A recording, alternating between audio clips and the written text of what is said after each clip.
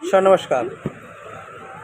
मैं फार्मासिस्ट बनाशीला विश्वकर्मा पुनः आपको नमस्कार करता हूँ। आज हम चर्चा करेंगे थायराइड के बारे में। थायराइड गर्दन के सामने स्थित एक तितली के आकार की अंतःस्रावी ग्रंथि होती है जो मेटाबॉलिक, हृदय की गति, शरीर के तापमान और अन्य आवश्यक कार्यों को नियंत्रित करने वाले हार्मोन्स का उत्पादन करती है।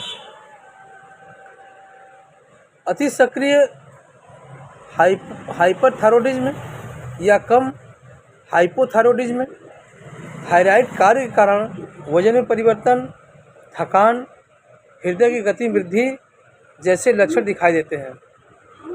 सामान्य कारणों में यह स्वप्रतिरक्षी रोग जैसे हाशिमोटो, आयोडीन कमी, नेड्यूल या कैंसर शामिल हो सकते हैं। थायराइड हार्मोन उत्पन्न करता है जो शरीर के मेटाबॉलिक को नियंत्रित करता है और यह T3, T4 का उत्पादन करती है। शारीरिक कार्यों को नियंत्रित करती है। ये हार्मोन्स लगभग सभी अंगों को प्रभावित करती है और हृदय की गति, श्वास, शरीर का तापमान, वजन, पाचन और मनोदशा जैसे कार्यों को प्रभावित करता है। यह शरीर की वृद्धि और विकास में भी अहम भूमिका निभाता है। हाइपरथायरॉयडिज्म ये हार्मोन्स बहुत अधिक उत्पन्न करता है जिससे हृदय की गति तेज, पसीना अधिक आना, चिंता, वजन का घटना और नींद का ना आना यह एक गर्भ रोग कारण हो सकता है।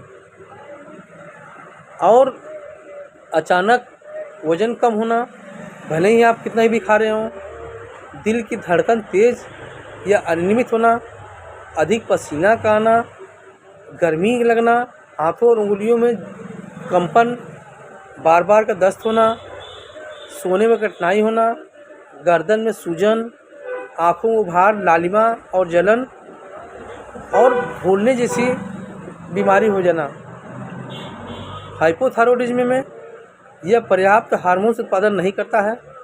इसमें थकान, ठंड का लगना, असामान्य वजन का बढ़ना, त्वचा का शुष्क होना, कब्ज, बालों को झड़ना, मासिक धर्म में अनियमितता होना या भारीपन, डिप्रेशन, चिड़चिड़ापन, सांस लेने में तकलीफ, आँखों के आसपास सूजन, मांसपेशियों में दर्द या अकड़न होती है। यह ब्लड टेस्ट कराने में जैसे TSH, T3, T4 कराने में पता लगता है। TSH थायराइड स्टिमुलेटिंग हार्मोन्स वयस्कों में यह सामान्य सीमा 0.4 से 4.0 ml प्रति लीटर होती है। उम्र के साथ यह सीमा थोड़ी बदल सकती है, जैसे 51 से 70 ईयर्स के लोगों में यह 0.5 से 4.5 मिली प्रति लीटर हो सकती है। गर्भवती महिलाओं में पहली तिमाही से सीमा यह 0.1 से 2.5 ml प्रति लीटर तक कम हो सकती है। दूसरी में 0.2 से 3.0 और तीसरी तिमाही पर निर्भर करता है। T3 में ट्राइओडोथायरोनिन में कुल स्तर 80 से 220 ng के बीच होना चाहिए।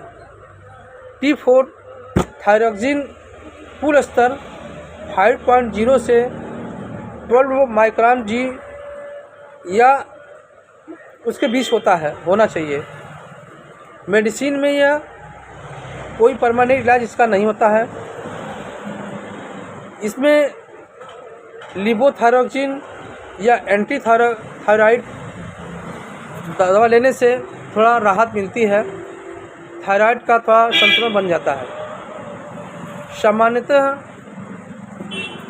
सामान्यतः अंडर एक्टिव थायराइड के लिए थायराइड हार्मोन्स रिप्लेसमेंट मेडिसिन दी जाती है, जबकि आहार में आयोडीन, सेलेनियम और विटामिन से भरपूर खाद्य पदार्थ शामिल कर सकते हैं। योगाभ्यास करनी चाहिए।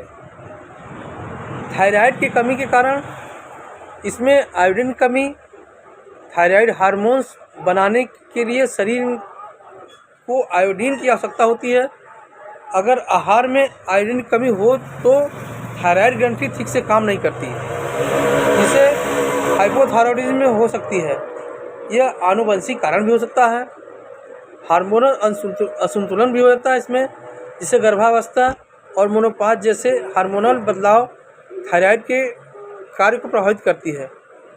विटामिन डी की कमी, इसमें विटामिन B12 और डी की कमी को भी थायराइड की समस्या हो जाती है। आयोडीन और सेलेनियम का मुक्त आहार लें, इसमें अश्वगंधा यह हार्मोन्स को संतुलन करती है। और आंवला और एलोवेरा से लें। ग्लूटेन और चीनी से परहेज करें। योगा करें। गर्म पानी का सेवन, नींबू और शहद का प्रयोग करने से बहुत लाभकारी होता है। आज की चर्चा इतना ही। बहुत बहुत धन्यवाद। नमस्कार।